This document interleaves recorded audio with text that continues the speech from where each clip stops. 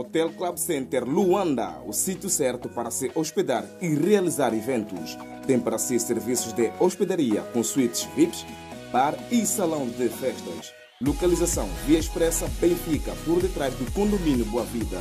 Contatos 935 49 62 86, 923 71 72 15, 933 86 69 35, 923 97 63 40. Hotel Club Center Luanda, conforto, privacidade e bem-estar. Bana monde entier, bana États-Unis, bana Asie, bana Europe, maintenant s'abonnez-vous na Arche de Noé chez Teddy Mola.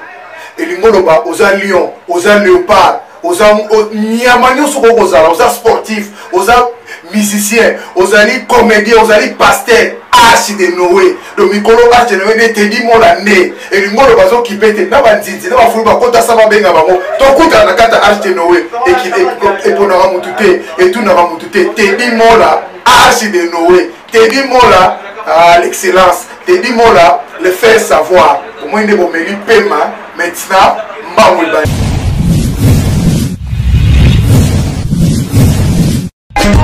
Teddy Mola.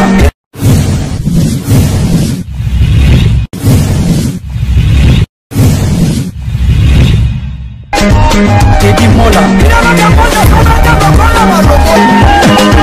Vanilla Teddy Mola du José de Vanabon. Teddy Mola. Teddy Mola. Vanilla Teddy Mola du José de Vanabon. Teddy Mola. Teddy Mola. Vanilla Teddy Mola du José de Vanabon. Mbote sur la Narabi sur la Teddy Mola. Teddy Mola TV tu pour Nabino. Merci d'avoir dégoûté parce que tu as absolument un bon délit pour partager l'émission. Merci. Le a plaisir au revoir. Ça c'est mon grand frère. Il a parlé Claude Moussaï événement à chaque fois Teddy Mola TV pour la émission sur le ça année Libanda. Donc il est en plateau mais là émission qui parle en raté. Là ça dit que là tout ce tout boy ko studio to kuta diga kuna to sile diga kuna balabala. Donc c'est très important un message un message moi qui toko il y a concert il y a frère Namso Patrice na PC Mbote Patrice Ngoi Musoko Mbote na célébris Koko Madera na Berlin mutaliki azate frère merci na geste il a dit il a fait Jacques Mabanzo biga sous le prêtre Claude Moussaï yo Marie Madine Moninga Rachel Mungwama Blaise Maolo ya Rachel Mungwama il a dit la roche photo la porte de Corbeil merci à trop. Voilà, Eric Mayoni, Claude Moussaï événement, bonne santé. Kitoko. Santé bien. N'acceptez. Dans les Liga Biloko, on passe Biloko, on a mis Paris. Moi, ça me dit, on s'appelle l'enfant. Moi, je suis question pour le Ngola, alors. Comment imaginer la question? Ah oui, il y a un homme qui est dans Houston. Ah, oui. Ah, personne. Ah, il na kafufu na mona ebo. Ezaki siko ya blé, ezaki na noir ya blé. Siko ezaki pour ni bongo. Bon, on dit jean à la base ils ont tissu moko, ils ont dur ça normalement ils ont pour na militaire. Vous comprenez? Donc fabricant na ça on pour na militaire parce que ça dure très longtemps. Alors avec ça on a na repli na maquis na nini toujours dans mon qui avant na tenir moko jean où ils passe partout quoi. Au côté na même na bureau même na nini donc adopter qui système on a vu na ngapenda avion na to betani ma bébé là personnel mais to betani ma na king wana na lemba même ah oui tozong la émission de tout ça mon bimba moli moni pima na kimia voilà producteur Claude Moussaï au elibse événement mais toro le kate awa papa wemba en tout cas il y a 9 ans basala ki mess na hommage nezaki lobby na panthère na yito zala ki besoin informer l'invité nazaki informé mais na quitté na Bruxelles nazaki informé puis papa j'ai beaucoup de souvenirs avec papa et papa m'avait donné la responsabilité de persévérer sur la culture congolaise donc de ne pas laisser de ne pas baisser les bras et c'est la raison pour laquelle que Nassali se sous come back comprendre Nazongi Soussou na makam o ya musique parce que avant sa mort Tozaki n'avait pas frère Patrice et pas frère Francis Lola Pasteur Francis Lola Tozaki na Jimmy Bofosa Tozaki na Cornélie Malongi donc 6 jours avant sa mort On va voyager avec ça. Voyager avec des. Ça après Abidjan. Après Abidjan, donc tout ça, c'est de là que Aïbsekinga Makambona confié Kingaï. Donc on apportera-t-il de l'eau. Au son au produisant Papa Wemba. Si c'est un produisant Papa Wemba, na Kina, na fin de la Kina. Oh. Non, on a pototé. Il y a occasion. On a un tour à piscine à Yaten de la Gombe. À l'époque, ça fait longtemps, Babi Poli. Et donc, il y a un Moutou. Bipola Lata, basse Weston, il y a noir et blanc. Il y a noir et blanc. Et donc, il y a un Moutou depuis longtemps. Papa m'a géré le produit. Donc, j'ai une habitude à sacré Zaza, à être très témoin, parce qu'à cette époque-là, on a connu d'abord comme on a. Il y a Zaza. Il y a Zaza. On a connu pas papa, mais papa m'a puis tu es encore jeune, comment et tout et tout. Tu n'es pas Zaza, n'a pas Zaza, témoin vivant. Et puis, on a eu date, on a confirmé, on a PCP Pacolos, et puis on a fait sa concert. Malheureusement, il y a un problème, concert en Simbaïté. Si on a un produit, c'est pour ton groupe, 30 à 40 ans passé. Si on a un produit, c'est un produit scolaire, on a directement là, Massananga Dario Kindongo. Vous comprenez? Alors, Dario déjà, avant de produire déjà Papa Wemba. Dario, Aza, auteur-compositeur, Aza, guitariste. Asala Banzembo, Dario Kindongo, appelle ça Papa Wemba, Babeta, on a vu la musique. Album, Mokiningele. Ah bon? Ouais. Donc on a parenthèse. Merci, merci. Il y a un seul qui est pour produire, pour écouter Dario. Déjà, Dario, et puis tu vas déjà qu'on travaille ensemble avec Dario. Ça veut dire qu'on a participé à un concert, il y a la musique, mais organisé par Dario Kindongo. Mais comme on travaille ensemble, les Rolanga na Outipé Kouya, et donc c'est ça quoi. Voilà, merci beaucoup Claude Moussaï. Mais ma fiche, c'est aux Alaki. Mais quand on a aux Alaki sousté, mais la coste est au Abidjan concert, la salle qui dit qu'il n'a pas fait félicitations malgré qu'on le paie à l'ignorant. Quand on a battu trop, concert à la coste, on a dit que comme bon bêta, ça y est, bon, de toute façon, moi et d'accord, ça n'avait même pas de problème, il n'y avait pas un problème, il y a juste incompréhension. Tout le travail, c'est la société, tout le travail. Ceux qui battent close, ils ont respecté, même si ils se mettre d'accord. Autant mieux de quoi, entre nous, les Congolais, je préfère encore laisser dans l'amiable. Vous comprenez? Mais je continue toujours à soutenir l'événement malgré que je n'étais pas là. La preuve en est que événement comme Inasuka, l'affiche, la première affiche, c'est moi qui avais sorti. Puis il y avait toujours mon nom. Et Namona qui pétait moyennant les canals, le Baba, l'Ongola. Donc c'était une sorte de ma contribution quand même. Et tout. Mais non, tout ça à faire. Dans le Simbité, dans la Sancheki, on appelle symbole de la Sancheki, nous aussi les affaires. C'est que Simba était dans ma cause, il bien. Mais si on affiche, non, comme on ne faut pas les gens, on est dans bête. Mais il y a un affiche. Est-ce que tu as sous malam? En tout cas, on a un esprit, enfin, on a un esprit malam, un esprit malbé, on a évité, on a un mais tu que éthique à la qui. Donc, non, chose à qui n'était. Au tika qu'on choisir, mais la limite de la salle à faire, n'a moutou. Tout ça, pas la potente. Nous, c'est simité. Nous, automatique, je pense que donc, par après, sur l'affiche, il y avait des noms sur l'affiche. Il y avait mon nom et il y avait le nom du producteur aussi sur l'affiche. Alors, comme Owana, il y a Liboso et Bima qui a quitté un combo nanga, il peut continuer à écouter Kala, mais il y avait encore une autre affiche qui était sortie. Tu comprends? Mais c'est pas. Moi, je pense que c'était pas vraiment affiche ou quoi, mais c'est qu'il y avait des clauses Oyo, Toyo Kanaki. Il y a un empêché qui de continuer, c'est ça. Concert, ou concert? Oui, qui concert, qui en haut. En tant que producteur? En tant que producteur, le succès, ils ont ensemble avec chèque. Vous comprenez? 99%, il y a un salut réussite, il y a un salut succès. Vous comprenez? Donc, nous avons un succès sans qu'il y ait à connaître l'échec. L'échec, ils ont des preuves et que tu as analysé l'échec, il y a des sources pour remonter. Je pense que Didier Lacoste, c'est un bon artiste, c'est un bon chanteur. Et puis, donc, c'est peu là qui m'invite parce que dans mon avis, Lacoste est un artiste, mais le problème est que ça fait longtemps que ça s'est produit. Et puis il y a un support moko, il y a ma capacité à nouveau, parce qu'il y a une autre génération qui est venue, il ne faut pas sous-estimer tous les jeunes dans la musique, ils ont un âge comme tel, tu comprends. Donc il y a d'autres personnes qui sont venues après, ils se sont forgés et tout, il fallait qu'on se mette en rail. Alors posons en rail, ils ont qui mieux pendant on a sortir un album. Parce que ça l'album moi bien, Ayembina Redi Amissi, c'est un grand chanteur. Donc puis ils ont venu au Moro, on a esprit dans les qui retrouvé à Bana Yolo il y a Europe, à travers. Bon, là, ça va être la musique pour Yolo. Hein? Avec la musique pour Yolo. Pourquoi on a le nom? Parce qu'on a dit que Redi, il vient de Yolo. Didier Lacoste, il vient de Yolo. On dit toujours que la charité bien ordonnée commence par soi. Pinga Pernanga, Pinga Yolo, dans mon pays, donc, Naïbi Yolo, Yolo. Ouais, voilà, merci beaucoup. Mais Sigo, et ça, c'est le yo, la cause, c'est famille, ils sont plus des poids. Moi, j'avais pensé à ça. En tout cas, l'équipe est primordiale. Et puis, avec Capital, ça fait plus de 15 ans qu'il n'a pas joué ici. Vous comprenez? Album à Sika, album ça Salaki, pendant que la musique est maintenant rebétatée. Tu me vois, ça va monter. Où est-ce qu'on a des concerts? Beaucoup de ça a contesté. Où est l'album, à cause de la plaine, à je pense que c'est pas la première fois qu'il y a un concert dans 4 Europe.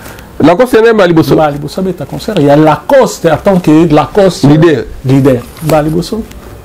Si vous avez un sauté à Tika concerto, à Zela, au plus non, Ngana Lobaï m'a Tika concerté. Ngana Banda qui pour gagner dans concert, il faut obtenir disque.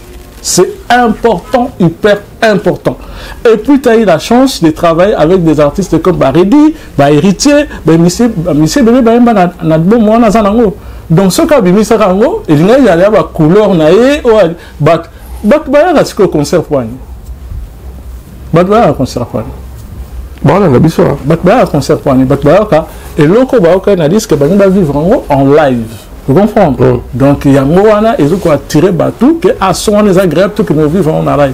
Alors ce que ça mine d'Angoana, c'est un conseil pour nous battre. Je pense, je donne à tout le monde.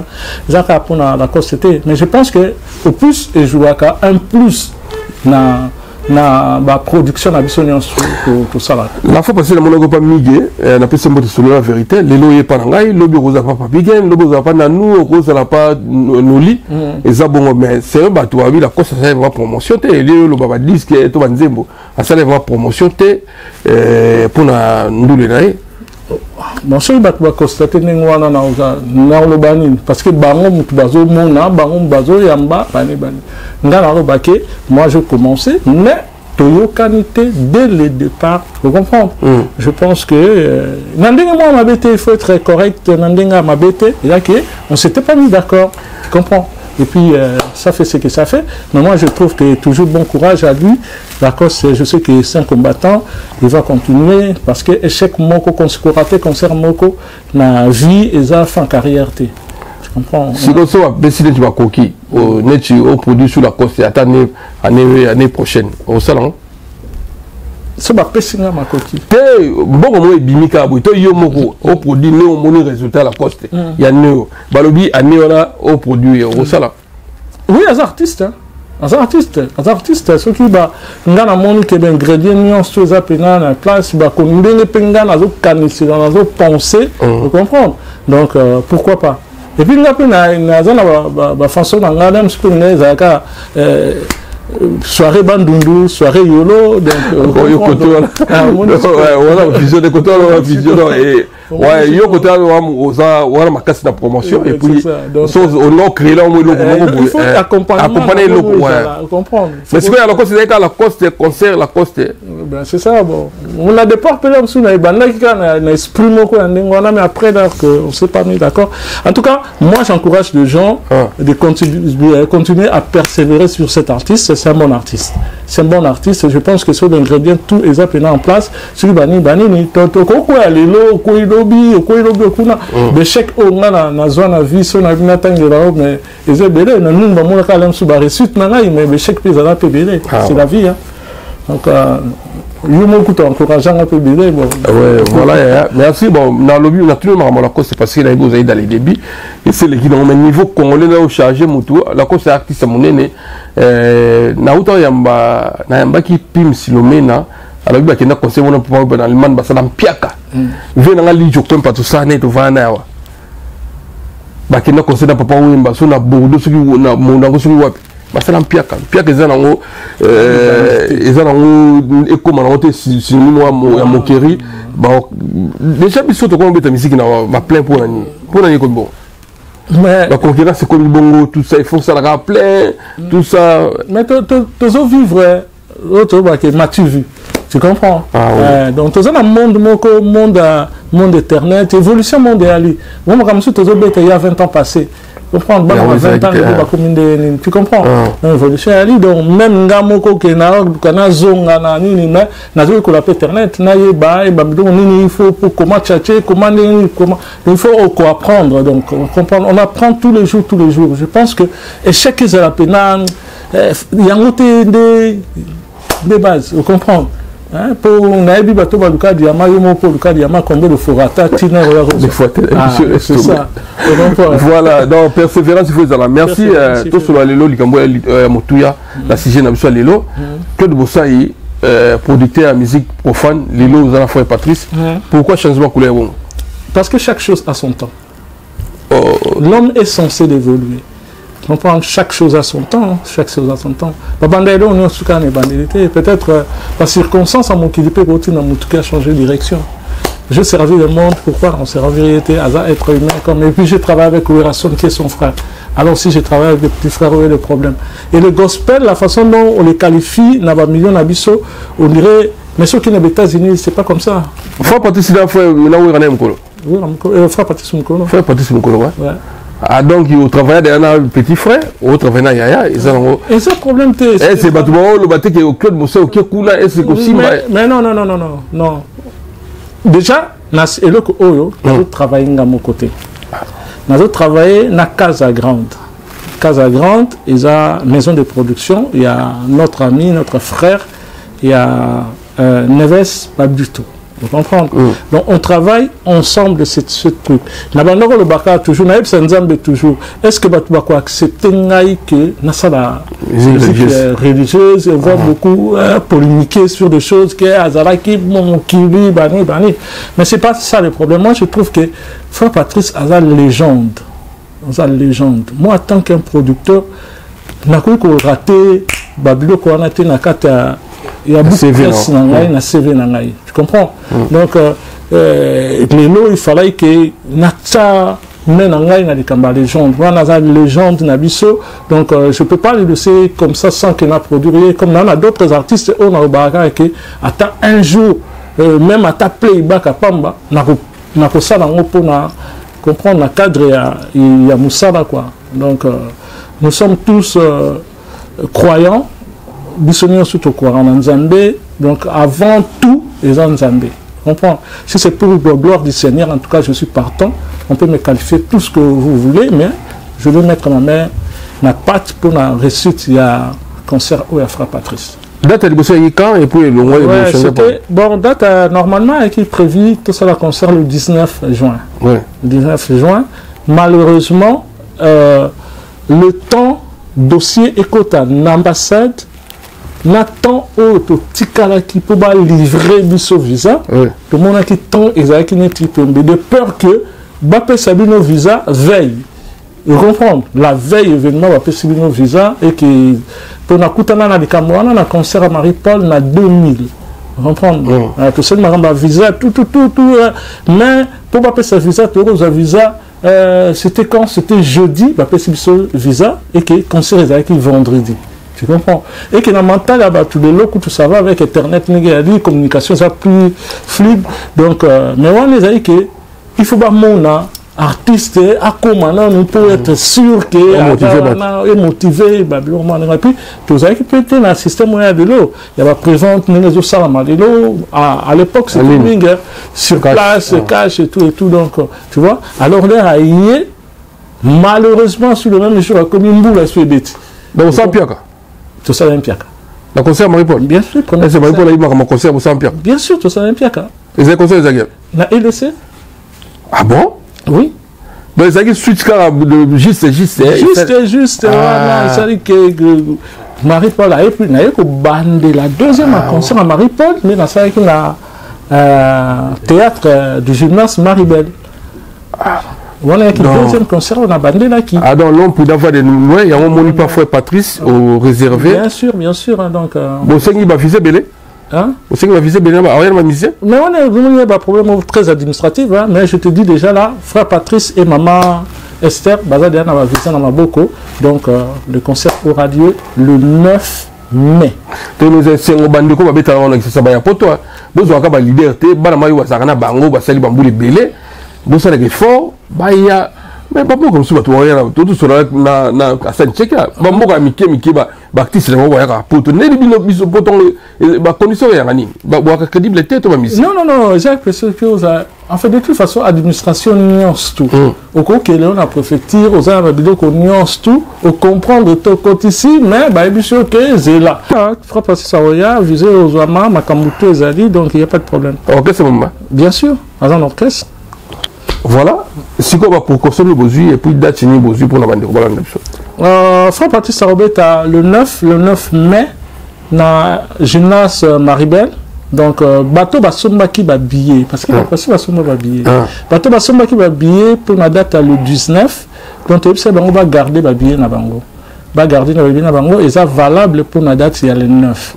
Au puis nous basombi ba billet ba continuer que somba ba billet na bango parce que concert aura bel et bien lieu. Et notre frère, l'icône de notre pays, à Rosala, sur place na terrain avec son groupe. On a pour l'événement. Concert est à heure d'hier. Concert est à 17h, ils ont ouverture à la porte à 17h. Donc, on a droit même 2h du matin. Mais nous, on va arrêter peut-être à 23h, par là, au minuit. Babi, c'est les Ovimba. Ça, on est à ça, 800 places. Oh, qu'est-ce que la conservateur a dit? Bien sûr. Et ils ont Vimba. Et ça, comme la carte, comme. Enfin, tu. Non, mais je ne pense pas. Je pense que. Bananzambe Bali, Bayebi, que frère Patrice, c'est quelqu'un qui n'a plus rien à prouver. Avec nous, ça la musique à Congo, il n'a plus rien à prouver. Donc je pense que toujours que nous avons pour la maturité. Là, on va pour adorer le Seigneur, pour glorifier notre bon Dieu. Est-ce que mon idée est influenceur, influenceuse, pour le marketing? Mais je pense que nous avons soupçonné au aligné comme mettre main dans les pattes, à votre main dans la pâte. C'est comme toi, tu as gratuit. Naïbi sûr que ils ont le droit d'entrer dans combien? Chaque travail mérite un salaire. Ouais. Comprends? Oui. Mais les longs à côté awa. Même tu soupes dans la awa. L'aime sous tarif ya mutu. Oh la ngai d'aime sous à moutonner les andings mon côté pour nani parce que tu as famille le bosso. Malgré mon salaire, notre famille, et donc ça a 10 euros et pas nayo, et je m'en sous 7 euros. Sur une cause sur les mais quand même contact jamais considération salaire sans OPSAI n'est pas quelque chose sans cela. Mais je connais aussi. Bah tu peux aller pour exception ça qu'on a réglé tout hein. Il y a des gens on a les cas d'émission on appelle ça un bon côté. Oui, il y a plusieurs fois. Bon c'est quoi le baron? Est-ce que Moussala na Koufaki Tony non. À mon avis que non, na Moussala na Moussala, Mouto Pesokaleki, Aza Mouta métier, à quoi apporter une gaïpe en plus. Et qu'aujourd'hui aussi, il faut savoir aussi, aujourd'hui il y a aussi l'Internet qui paye aussi des émissions, des réseaux de diffusion, et tout, tu comprends? Donc, les Andingwana, les Akabou, les Amakamans, les Andingwana, il faut qu'on accompagne Moussala. Contacter des bateaux. En plus, moi j'ai eu la chance que les journalistes nuancent tout. On a bien, on travaille na bango. En tout cas, on a le bienvenu tout. Donc, lobby net na aussi l'émission na Adi Londole, na Marc Tabou. Tu comprends? Donc, tout ça l'émission na moi c'est Atreci Belenga, c'est Glody Diasuka. Tout ça na émission, tout ça la émission mokona Miguel. Tout ça l'émission mokona na David Mumbele aussi la Yuda. Donc Monique parce que Nazala bien à Batouana et puis na zappe mutu ya musala oyo nakoki ko apporter quelque chose na public bayoka à partir ya émission na yo ndenge osalaka émission na yo ya bien donc je pense que bato suivre biso à l'époque biso tobeta concert influença ba producteur ebele mais dans le mensonge tu comprends pourquoi parce que quand ça la concert est récité et simité concert wana mais leur ngana ke pour te ka ba cassette ba VH DVD à l'époque quoi. Maintenant tu y a un montage, peut-être aussi un montage moko to gonfler leur sous public to min banin. Les gobima, vous comprenez? Les gobima, producteur on a peut-être de loin à moni plein banin, il y a évité. Vous comprenez? Il est payé à investir. Vous comprenez? Là on peut investir, à connaître son piaka. Vous comprenez? Et que le problème, moi, il y a aussi que les producteurs, les musiciens congolais, les producteurs congolais, sous-souté, et comme les étrangers, les parce que quelque part, ils ont couvert les artistes. Vous comprenez?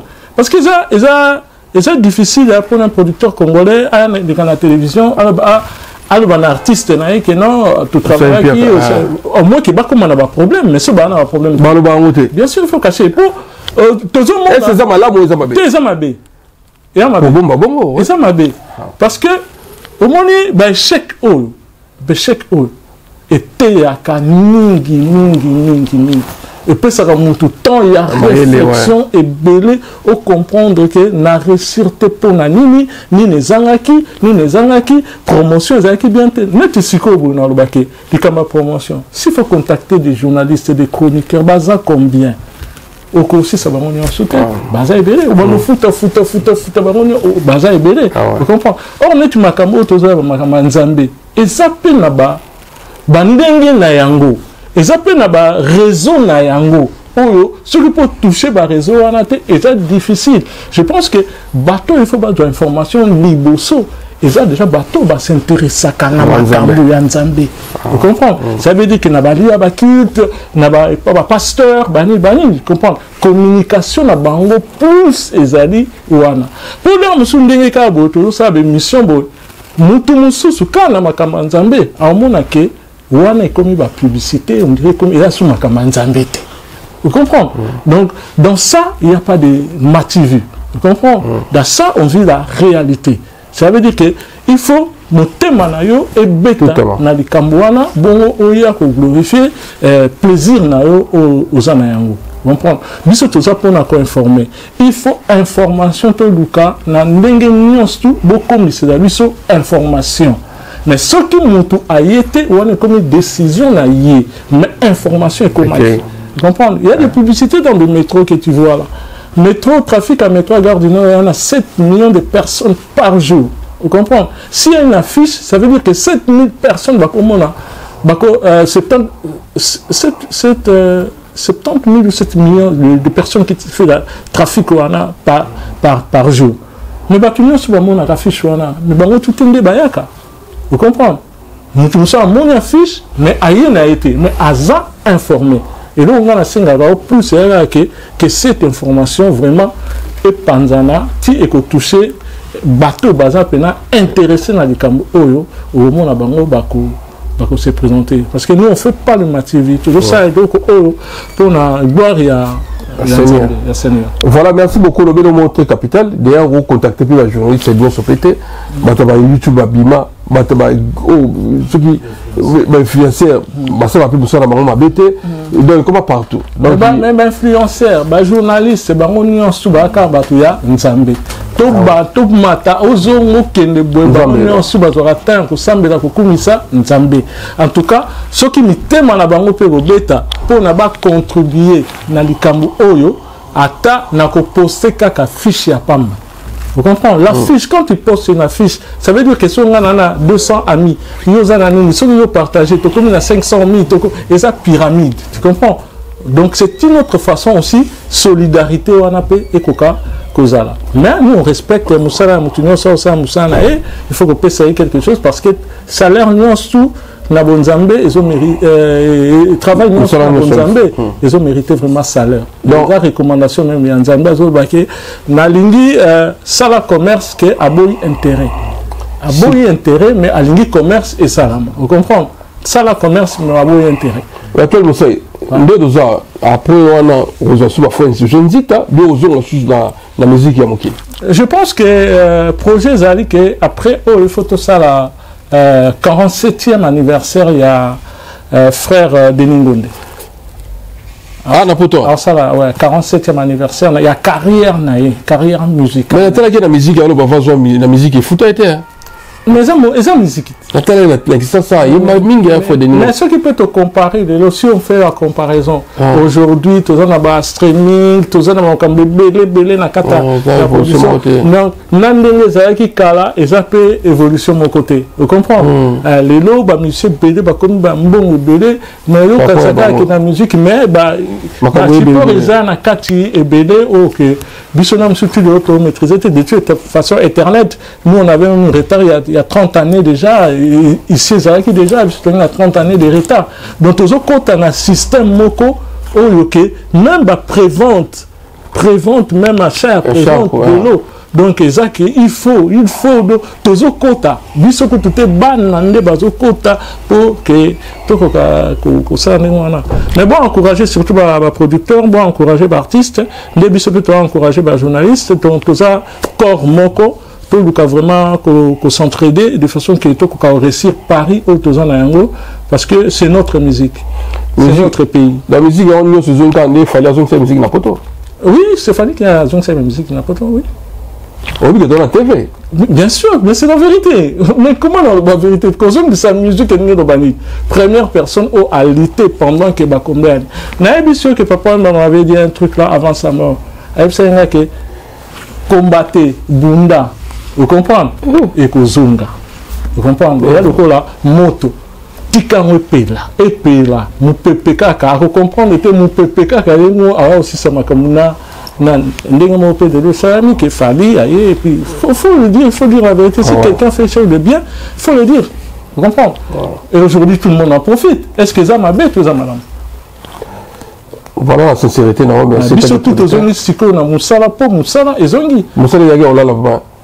Moi, ça fait 14 ans qu'il n'y a pas la production, la production. Et surtout, Bisso Bateau, ça la scénique. Vous comprenez? Bisso Bateau, ça la scène est très difficile parce qu'il y a un débat qui, mais entre-temps, Bateau Banon, ça disque, Banon continue comme ça, disque, mais on comprend que disque, pour un marché, il faut scène et zala. Vous comprenez? Disque et ça, support promotionnel. Vous comprenez? La finalité, dans la scène. Vous comprenez? Et la carte scène, c'est direct, c'est donnant, tu comprends? Donc c'est ça. Voilà, merci beaucoup les producteurs de Sokol Moussa. Et tout le monde sur les écarts pour la fin de Patrice Ngoyi Moussoko. Il y a les 9 et belé dans le théâtre du gymnase de Maribel. Et ça on a Paris, ils ont musicaté. Donc ils ont très bonne nouvelle. Donc ligne 9 je passe. En plein Paris. Dans la carte apparition qui tika mbalamoko au Moniango boye belé pour dans le kum dans Kolo. Donc il y a tout comme Sanzambe. Il faut Patrice Ngoyi habite à adoration naie. Commentaire au sein c'est un peu notre activité mais concert et Zalio. Producteur Claude Moussaï a confirmé Bisso. Oui, c'est réalisé parce que ma billet est donc ma billet est non, mais on va garder ma billet. Tout le monde n'a pas tout bien. Ce qu'on somba qui billet, il y a le 19. Ce qu'on monique, au cause a la possibilité, il y a le 9, au qui place au somba qui billet. Le lui va rembourser, pas de problème. Voilà. Il n'y a pas de problème dans le côté remboursement. Maintenant, ça somba qui billet. Sur la vie que non, on a ngate.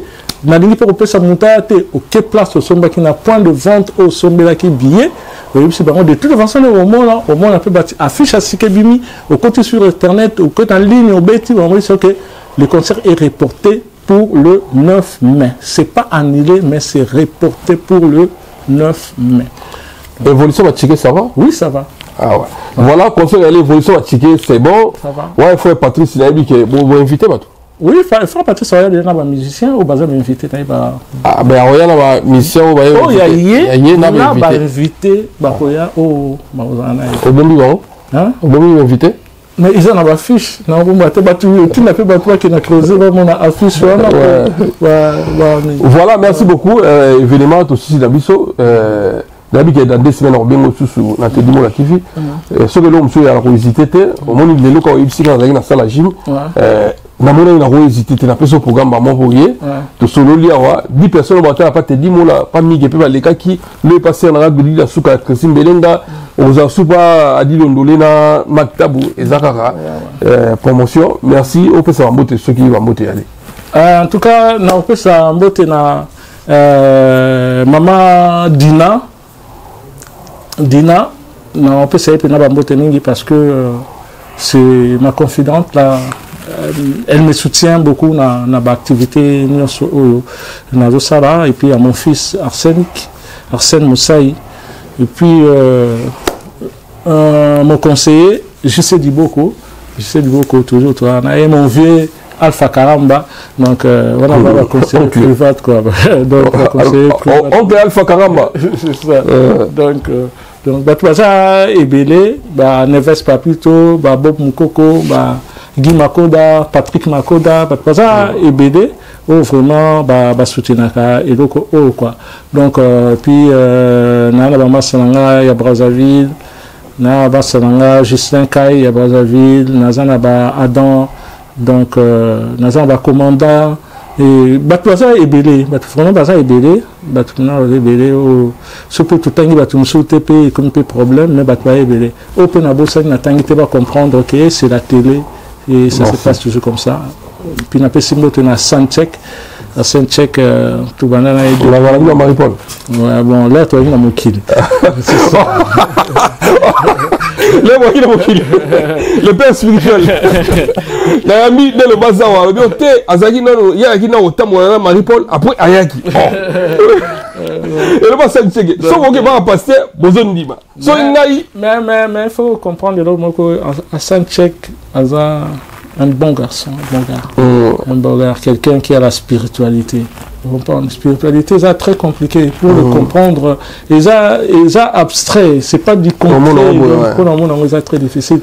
En tout cas, Bambo Tebele Penana, groupe Wana Aide Paris, que je porte vraiment à cœur, hein, parce que. Mais ça fait combien de temps pour mon à Marie-Paul? Allez, ça t'a 10 ans. Ça passe tout le temps dans l'occupation, Marie-Paul pas dans l'occupation. Mais bon, ça, vous avez quoi, na yamba ide le bazar biote mutu atreso etengami so na yamba Saint-Tchèque na tuna mutu atreso etengami bara ipe tengami est-ce que ça a raison? Je pense à Ngal Baka Ningwana n'est une armée, celui qui commande mes habiletés qui taratine à Sima. Peut-être c'est ça. C'est une façon de parler. Ouais. Donc, musique, c'est très compliqué. Musique, c'est facilité. C'est pas quelque chose de facile aussi. Bon, non.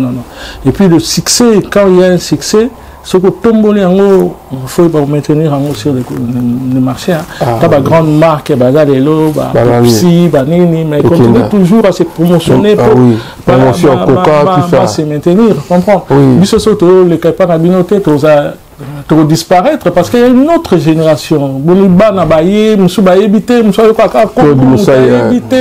Bani, comprends? Nous prend peut-être pour des voyous, pour ça musique. Non, nous sommes des intellectuels. Toi, tout ça de classe. Avant de commencer la musique, donc pour lesquels on a bande de l'école. Donc, faut que ça ait temps à réfléchir vraiment avant. On a aussi surtout les journalistes parce que quatrième pouvoir, il y a monde. Dans le pays Nabiso, donc il faut comprendre que c'est pas Nabino. Si vous l'ingui que Bossala qui on est il y a frère Patrice, il y a patrimoine Nabiso, à Koli le lobby pour te reconnaître, était Kakasuka sous terre, comme une hommage, je pense que soutien maintenant Moutou et cause pendant que nous sommes en vie, ceux qui te lingani, vous soutenir l'événement, ceux qui m'ont affiche, partager affiche, Bobena Mouninga qui frère Patrice Arobeta awa rien à poto de soutenir vraiment so biso bana nzambe to leki mokili mobimba nebele pourquoi mokili et ko sala ba reçu te bongo biso bato to ba ketoza ba sacrificateur biso bato to sali makambo fona kaka gloire ya Seigneur. Je pense que nzamba ozana biso pe osuna biso par soutenir bande connaissance au ba ya pona événement ça mbote ute pas pasteur et pas ya frère Patrice à Tindeli Bandeko Nabiso, pasteur il y a France, il y a Allemagne et puis il y a Belgique. Donc mbote mingi na pasteur Popol en Allemagne, pasteur Tati Lozembe en Allemagne, pasteur Guilin pasteur Guilain na Allemagne et puis pasteur Kimbangu na Allemagne, pasteur Georges en France, pasteur Philippe en Paris, pasteur Siméon à Paris awa, pasteur Laurent Daniel Souka à Paris, Aimé Kano à Paris, pasteur Bona Matebe à Paris, pasteur Bona Matebe à Bruxelles et puis pasteur Bernard Azapé na Bruxelles, donc pasteur Francis Lola na Bruxelles, donc après si le pasteur nuance vraiment faut participer si nous bambote et BD pour soutenir événement Oyo, il y a le 9 ils allaient événement na bino, donc bana Nzambe tokutana le 9. Voilà, merci. C'est Libis Koko Madera, la Berlin Moutalika Azate. Merci, avec Claude Moussa et événement. Merci de s'abonner massivement pour participer à l'émission pour le coup de Kolo. Et ça conseille à moi, il y a Tokum Sanzambe, Badorosé Kitoko. Merci Nabino. Bon, c'est branché la télévision. La TV Tozo, on a un peu de ça événement, bien qu'il y a si comme ça, les Nzambe. Nazamoto Nzambe. Bon, Nazaramutani. Yo Samutani. Ben si tu as un moto dans Zambie, donc Moussa est comme Moussa dans Zambie. Mais na sala Moussa, ni ça ni on se tout ça dans mon kilo. Le coup nous avons toujours ça qui pas Zambie. Attaque concert à vie. La émission là aussi ça qui mission. Les gens on a bien au fan ça ma bolo mona c'est. Ya ka ni Nzambe pesa na makasi pe lobi susu na tenema na ki Moussa la malam. Ni on tout d'abord ils ont la gloire ya Nzambe. Merci. Tout est pour Dieu. Vous comprenez? Toyaka n'a rien, Tokozonga n'a rien. Nous on suis allé pour nous glorifier Nzambe. Le long on a la concert Oyo pour qualifier nga te ndenge bondubo mimano parce que ils a pour na lokumu na kolo, ils a pour na to évolution en musique na biso ya Congo. Vous voyez que na Congo toza na 495, 495 ethnies. Et que chaque ethnie a une musique na bango propre. Vous comprenez? Madame Souglelo va exploiter kami balé oyebana. Motoashi na Kimongo. Vous comprenez? Or ba musique ezali ya mboka nyonso tout na Congo wana. Donc on a la richesse moko oza ya munene. Ce ka bino ba journaliste nde bo monisa na mokilité. Autre supporter, bassin qui est dans la musique, Sakata, Bambunda, Bambala. C'est belé. Donc, Bayombe, Babimaka, série, Kintouni national, Kintouni national. Vous comprenez? Ouais. Et puis, même na parlé en jeu, na ferré. Pourquoi ne pas un jour exploiter un peu folklore à Bayombe au Kintouni national? Parce qu'il y a un succès dans ma casse. Est-ce que parce que c'est toi, c'est de toi, ça vient de chez toi. Donc je pense que bon. Ah oui, il nous a bien, bon, pour raisonner, il nous a bien, on verra, mais ça fait longtemps aussi. Voilà, merci beaucoup. Frère Cher de Poule, d'après ce mot, Orbet, d'en profiter, Orbet, le 7 juin, vous soutenir l'artiste. Merci. Concert les Bélé, mais il y a un concert, il y a frère Nabiso. Concert gospel, on en a mois de mai, et il y a frère Patrice Ngoy Moussoko. Donc, Boya, Kabanzembo, Nyons, tout y a adoration. Et puis, ils ont fait journée en Soussou, au Tolobake, ils ont journée à Congo. Parce que Nzembo Mobimbakou, c'est Salami Kakapo na Congo, offre partie ça. Abimisi, ils ont pour na Makambo, Nyons, surtout on a Estet, Makambo, Nyons, souffrance, Nyons, Otoali, Nango, Abaï Ketoko Longa. Et long n'était pas un Zambé, donc long. Les deux peut on a la politique, le changement économique, parce que pour dire que mon kid Oyo et Zakakaya Nzambé. Sans Dieu, Bissotunde, Mawa trop quoi. Taka musique et zone. Boscoto comme sans Zambé tende. Voilà, bon c'est branché la télé la TV. Merci Bélaï Claude Boussaï, ça c'est mon grand frère. Bon soutenir et à conseil Moko. Il y a mon nez, il a fait partir bêta, mais bah conseil les alliés belé. Ceux qui bossent vraiment beaucoup, donc au moment où il y a producteur, na biso bala société, bateau pour la musique na biso. Ils ont été ivoirien, gabonais, tout banani.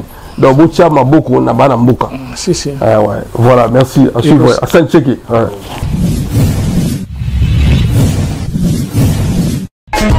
Teddy Mola.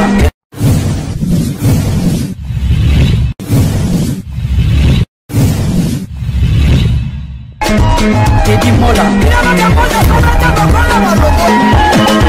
Vanilla Teddy Mola du José de Bandagon. Teddy Mola. Teddy Mola. Vanilla Teddy Mola du José de Bandagon. Teddy Mola.